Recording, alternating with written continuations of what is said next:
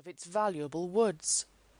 The whole was tied up for the benefit of this child, who, in occasional visits with his father and mother at Norland, had so far gained on the affections of his uncle, by such attractions as are by no means unusual in children of 2 or 3 years old.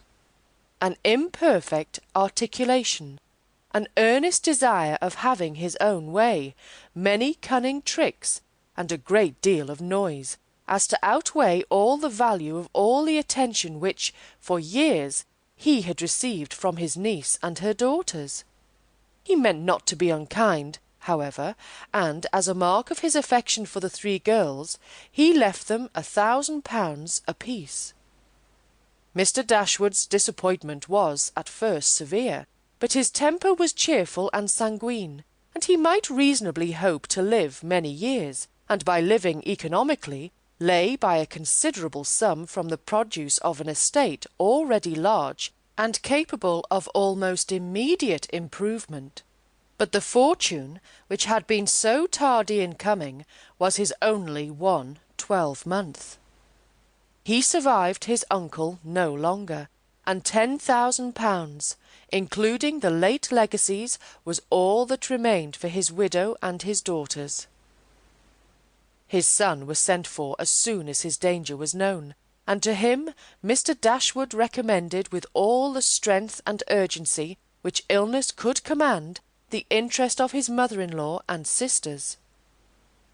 Mr. John Dashwood had not the strong feelings of the rest of the family, but he was affected by a recommendation of such a nature at such a time, and he promised to do everything in his power to make them comfortable.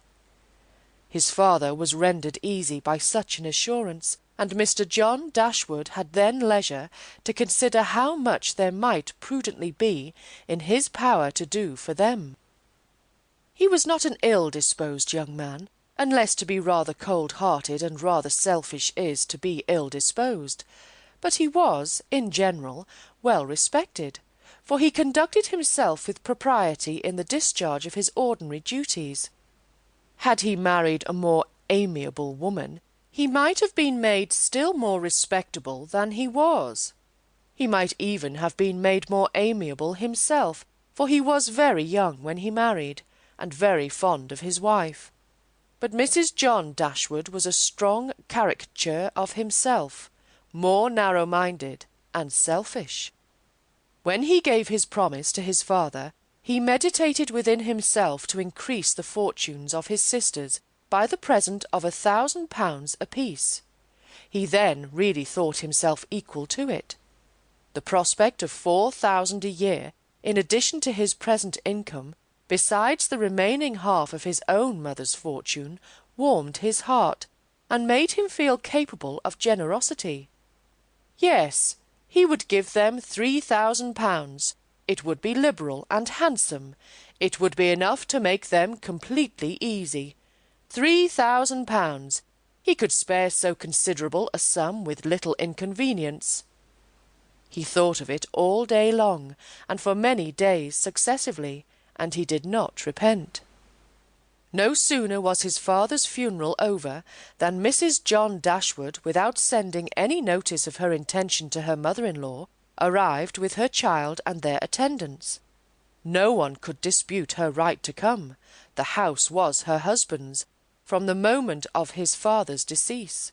But the indelicacy of her conduct was so much the greater, and to a woman in Mrs. Dashwood's situation, with only common feelings, must have been highly unpleasing. But in her mind there was a sense of honour, so keen, a generosity so romantic, that any offence of the kind, by whomsoever given or received, was to her a source of immovable disgust. Mrs. John Dashwood had never been a favourite of any of her husband's family, but she had had no opportunity, till the present, of showing them with how little attention to the comfort of other people she could act when occasion required it.